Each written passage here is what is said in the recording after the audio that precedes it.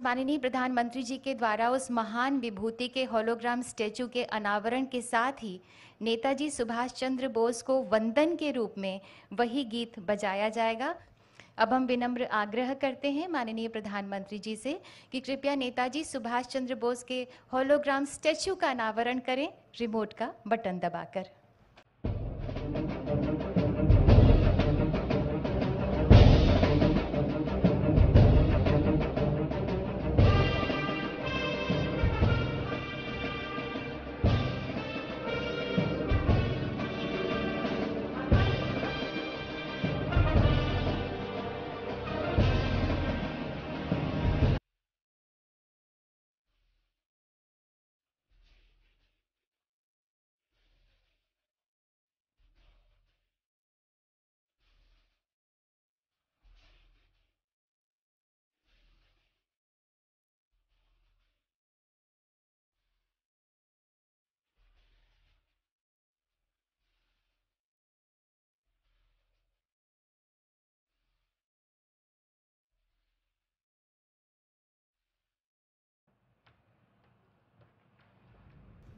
बहुत बहुत धन्यवाद माननीय आपका।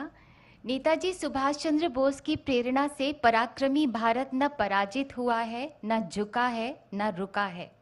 माननीय प्रधानमंत्री जी कहते हैं कि हमें बलिदानियों, स्वतंत्रता सेनानियों की तरह देश के लिए मरने का अवसर चाहे न मिला हो, लेकिन हम देश के लिए जीकर तो दिखा सकते हैं। भारतवासियों, माँ भारती आज गर्वित है कि उसके वीर पुत्र नेताजी सुभाष चंद्र बोस के अनन्य अनुगामी माननीय प्रधानमंत्री श्री नरेंद्र मोदी जी माँ भारती की सुरक्षा, समृद्धि तथा जनता की सेवा के लिए सदैव बेचैन रहते हैं, जो स्वयं से आगे स्वदेश रखते हैं, स्वमेव से आगे ध्येय रखते हैं, जो देश हित में कड़ी से कड़ी चुनौती से डटकर जूझ जाते हैं। माननीय प्रधानमंत्री जी के नेतृत्व में आजाद हिंद फौज का वो तराना आज शब्दशः चरितार्थ हो रहा है। शुभ सुख चैन की बरखा बरसे, भारत भाग है जागा, सूरज बनकर जग पर चमके, भारत नाम सुभागा। माननीय प्रधानमंत्री जी से हमारा विनम्र अनुरोध है कि कृपया हम सबको प्रेरणा ज्योति से रोशन करें। इस ऐतिहासिक कार्यक्रम में उपस्थित मंत्रिपरिषद के मेरे साथी श्री अमित शाह, श्री हरदीप पुरी जी, मंत्रिमंडल के अन्य सदस्य, आईएन के सभी ट्रस्टी, एनडीएमए के सभी सदस्यगण, jury members, NDRF, coast guards और आईएमडी के डायरेक्टर जनरल, आपदा प्रबंधन पुरस्कारों के सभी विजेता साथी, अन्य सभी महानुभाव, भाइयों और बहनों, भारत मां के वीर सपूत नेताजी सुभाष चंद्र बोस की 125वीं जन्म जयंती पर पूरे देश की तरफ से मैं आज कोटि कोटि नमन करता हूं। ये दिन ऐतिहासिक है, ये कालखंड भी ऐतिहासिक है और ये स्थान जहां हम सभी एकत्रित हैं वो भी ऐतिहासिक है। भारत के लोकतंत्र की प्रतीक हमारी संसद पास में है, हमारी क्रियाशीलता और लोकनिष्ठा के प्रतीक अनेक भवन भी हमारे साथ पास में नजर आ रहे हैं, हमारे वीर शहीदों को समर्पित नेशनल वॉर मेमोरियल भी पास है। इन सब के आलोक में आज हम इंडिया गेट पर अमृत महोत्सव मना रहे हैं और नेताजी सुभाष चंद्र बोस को आदरपूर्वक श्रद्धांजलि दे रहे हैं। नेताजी सुभाष जिन्होंने हमें स्वाधीन और संप्रभु भारत का विश्वास दिलाया था, जिन्होंने बड़े गर्व के साथ, बड़े आत्मविश्वास के साथ, बड़े साहस के साथ अंग्रेजी सत्ता के सामने कहा था, मैं स्वतंत्रता की भीख नहीं लूंगा, मैं स्वतंत्रता की भीख नहीं लूंगा, मैं इसे हासिल करूंगा। जिन्होंने भारत की धरती पर पहली आजाद सरकार को स्थापित किया था, हमारे उन नेताजी की भव्य प्रतिमा आज डिजिटल स्वरूप में इंडिया गेट के समीप स्थापित हो रही है। जल्द ही इस होलोग्राम प्रतिमा के स्थान पर ग्रेनाइट की विशाल प्रतिमा भी लगेगी। ये प्रतिमा आजादी के महानायक को कृतज्ञ राष्ट्र की श्रद्धांजलि है। नेताजी सुभाष की ये प्रतिमा हमारी लोकतांत्रिक संस्थाओं को, हमारे पीढ़ियों को राष्ट्रीय कर्तव्य का बोध कराएगी, आने वाली पीढ़ियों को, वर्तमान पीढ़ी को निरंतर प्रेरणा देती रहेगी। साथियों, पिछले साल से देश ने नेताजी की जयंती को पराक्रम दिवस के रूप में मनाना शुरू किया है। आज पराक्रम दिवस के अवसर पर सुभाष चंद्र बोस आपदा प्रबंधन पुरस्कार भी दिए गए हैं। नेताजी के जीवन से प्रेरणा लेकर ही इन पुरस्कारों को देने की घोषणा की गई थी। साल 2019 से 2022 तक उस समय के सभी विजेताओं, सभी व्यक्तियों, सभी संस्थाओं को जिन्हें आज सम्मान का अवसर मिला है, उन सबको भी मैं बहुत बहुत बधाई देता हूं। साथियों, हमारे देश में आपदा प्रबंधन को लेकर जिस तरह का रवैया रहा था, उस पर एक कहावत बहुत सटीक बैठती है, जब प्यास लगी तो कुआं खोदना। और जिस मैं काशी क्षेत्र से आता हूं, वहां तो एक और भी कहावत है। वो कहते हैं, भोज गड़ी कोहड़ा रोपे, यानी जब भोज का समय आ गया तो कोहड़े की सब्जी उगाने लगना। यानी जब आपदा सिर पर आ जाती थी तो उससे बचने के उपाय खोजे जाते थे। इतना ही नहीं, एक और हैरान करने वाली व्यवस्था थी जिसके बारे में कम ही लोगों को पता है। हमारे देश में वर्षों तक आपदा का विषय एग्रीकल्चर डिपार्टमेंट के पास रहा था।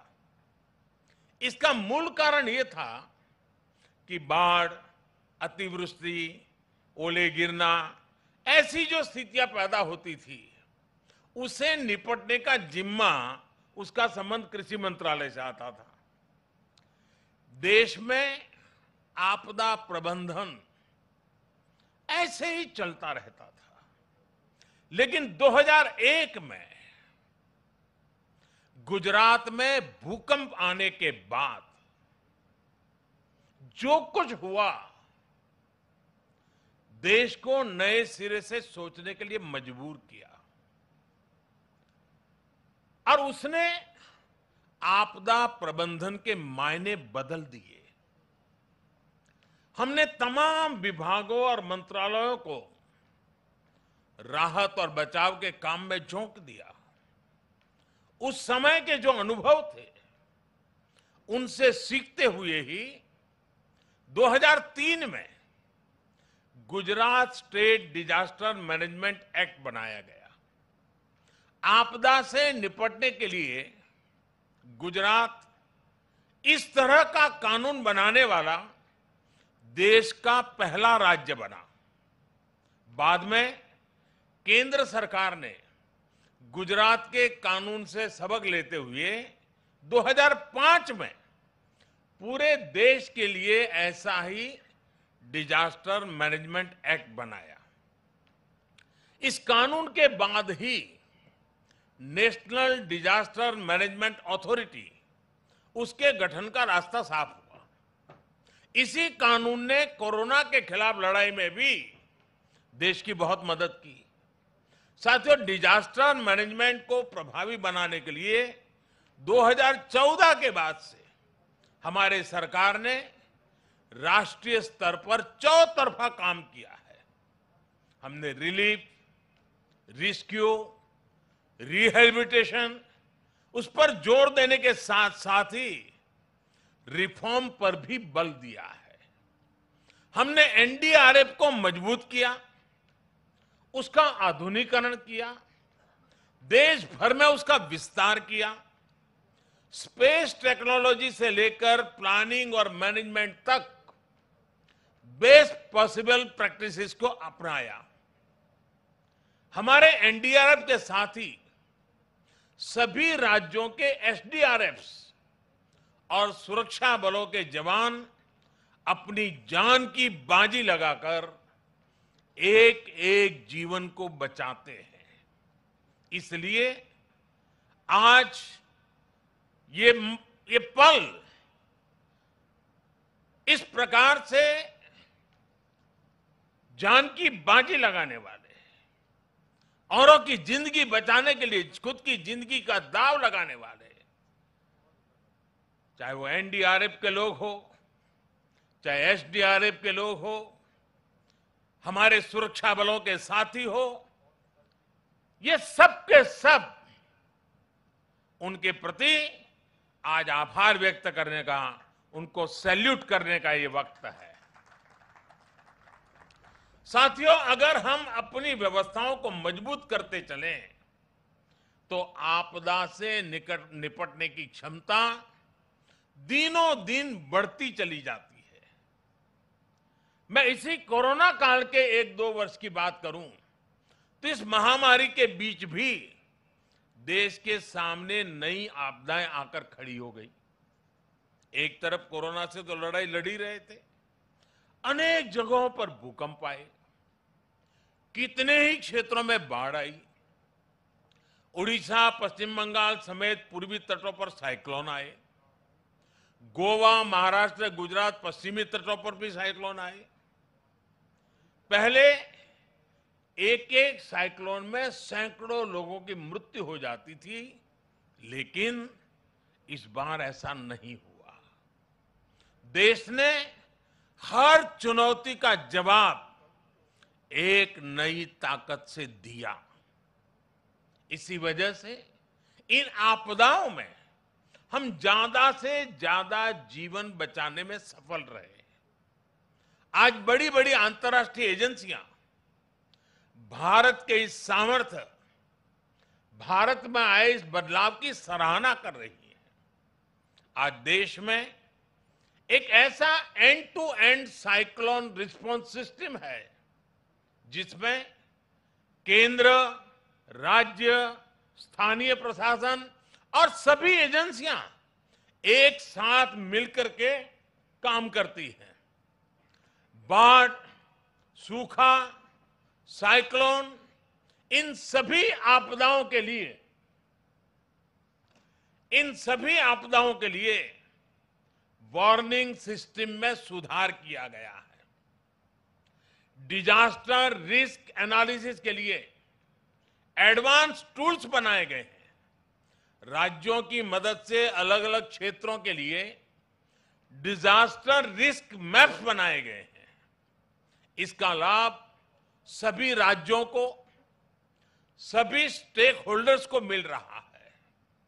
और सबसे महत्वपूर्ण, डिजास्टर मैनेजमेंट, आपदा प्रबंधन आज देश में जन भागीदारी और जन विश्वास का विषय बन गया है।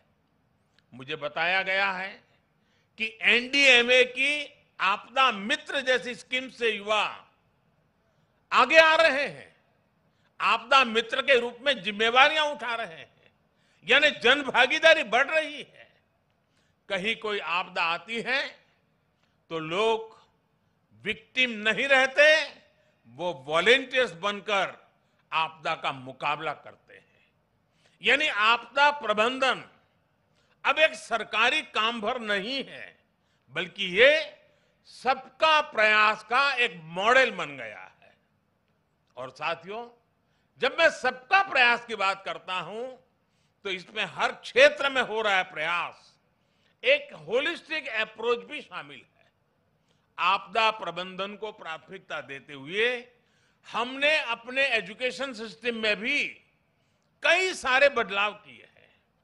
जो सिविल इंजीनियरिंग के कोर्सेज होते हैं, आर्किटेक्चर से जुड़े कोर्सेज होते हैं, उसके पाठ्यक्रम में डिजास्टर मैनेजमेंट से जोड़ा, इंफ्रास्ट्रक्चर की रचना कैसी हो उस विषयों को जोड़ना, ये सारे काम प्रयासरत है। सरकार ने डैम फेलियर की स्थिति से निपटने के लिए डैम सेफ्टी कानून भी बनाया है। साथियों, दुनिया में जब भी कोई आपदा आती है तो इसमें लोगों की दुखद मृत्यु की चर्चा होती है कि इतने लोग मृत्यु हो गई, इतना ये हो गया, इतने लोगों को हटाया गया। आर्थिक नुकसान भी बहुत होता है, उसकी भी चर्चा की जाती है। लेकिन आपदा में जो इंफ्रास्ट्रक्चर का नुकसान होता है वो कल्पना से परे होता है।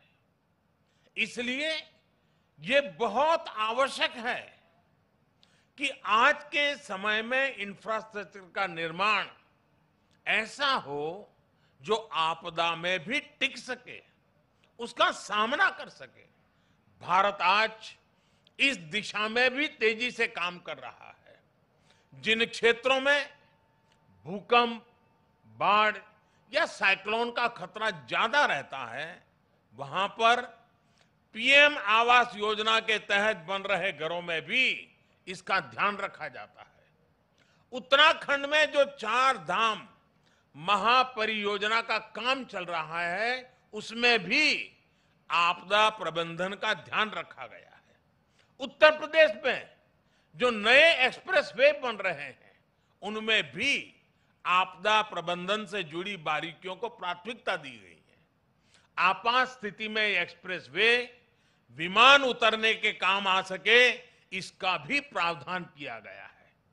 यही नए भारत का विजन है, नए भारत के सोचने का तरीका है। साथियों, डिजास्टर रेजिलिएंट इंफ्रास्ट्रक्चर की इसी सोच के साथ भारत ने दुनिया को भी एक बहुत बड़ी संस्था का विचार दिया है, उपहार दिया है। यह संस्था है CDRI, coalition for disaster resilient infrastructure. Bharat की इस पहल में ब्रिटेन हमारा प्रमुख साथी बना है और आज दुनिया के 35 देश इससे जुड़ चुके हैं। दुनिया के अलग अलग देशों के बीच में, सेनाओं के बीच में हमने ज्वाइंट मिलिट्री एक्सरसाइज बहुत देखी है, पुरानी परंपरा है, उसकी चर्चा भी होती है। लेकिन भारत ने पहली बार डिजास्टर मैनेजमेंट के लिए ज्वाइंट ड्रिल की परंपरा शुरू की है। कई देशों में मुश्किल समय में हमारी डिजास्टर मैनेजमेंट से जुड़ी एजेंसियों ने अपनी सेवाएं दी हैं, मानवता के प्रति अपने कर्तव्य का निर्वाह किया है। जब नेपाल में भूकंप आया, इतनी बड़ी तबाही मची, तो भारत एक मित्र देश के रूप में उस दुख को बांटने के लिए जरा भी देरी नहीं की थी। हमारे एनडीआरएफ के जवान वहां तुरंत पहुंच गए थे। डिजास्टर मैनेजमेंट का भारत का अनुभव सिर्फ हमारे लिए नहीं बल्कि पूरी मानवता के लिए है। आप सभी को याद होगा 2017 में भारत ने साउथ एशिया जियो स्टेशनरी कम्युनिकेशन सैटेलाइट को लॉन्च किया था। वेदर और कम्युनिकेशन के क्षेत्र में उसका लाभ हमारे दक्षिण एशिया के मित्र देश को मिल रहा है। साथियों, परिस्थितियां कैसी भी हो, अगर हम में हौसला है तो हम आपदा को भी अवसर में बदल सकते हैं। यही संदेश नेताजी ने हमें आजादी की लड़ाई के दौरान दिया था। नेताजी कहते थे, कभी भी स्वतंत्र भारत के सपने का विश्वास मत खोना। दुनिया की कोई ताकत नहीं है जो भारत को झकझोर सके। आज हमारे सामने आजाद भारत के सपनों को पूरा करने के लक्ष्य हैं। हमारे सामने आजादी के 100वें साल से पहले 2047 के पहले नए भारत के निर्माण का लक्ष्य है। और नेताजी को देश पर जो विश्वास था, जो भाव नेताजी के दिल में उभरते थे, और उनके इन भावों के कारण मैं कह सकता हूं कि दुनिया की कोई ताकत नहीं है जो भारत को इस लक्ष्य तक पहुंचने से रोक सके। हमारी सफलताएं हमारी संकल्प शक्ति का सबूत है, लेकिन ये यात्रा अभी लंबी है। हमें अभी कई शिखर और पार करने हैं। इसके लिए जरूरी है हमें देश के इतिहास का हजारों सालों की यात्रा में इसे आकार देने वाले तप, त्याग और बलिदानों का बोध रहे। भाई और बहनों, आजादी के अमृत महोत्सव का संकल्प है कि भारत अपनी पहचान और प्रेरणाओं को पुनर्जीवित करेगा। ये दुर्भाग्य रहा कि आजादी के बाद देश की संस्कृति और संस्कारों के साथ ही अनेक महान व्यक्तित्वों के योगदान को मिटाने का काम किया गया।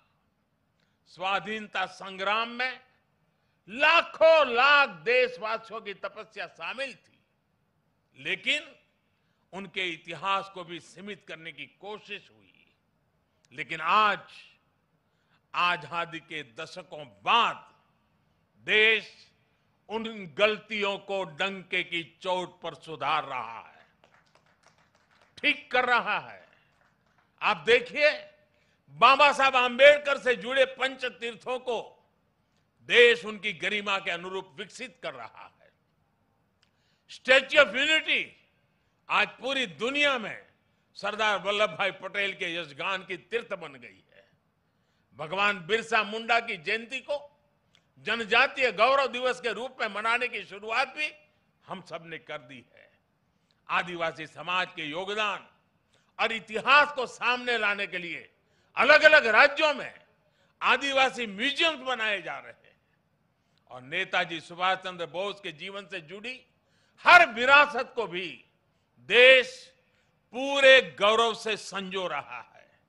नेताजी द्वारा अंडमान में तिरंगा लहराने की 75वीं वर्षगांठ पर अंडमान के एक द्वीप का नाम उनके नाम पर रखा गया है।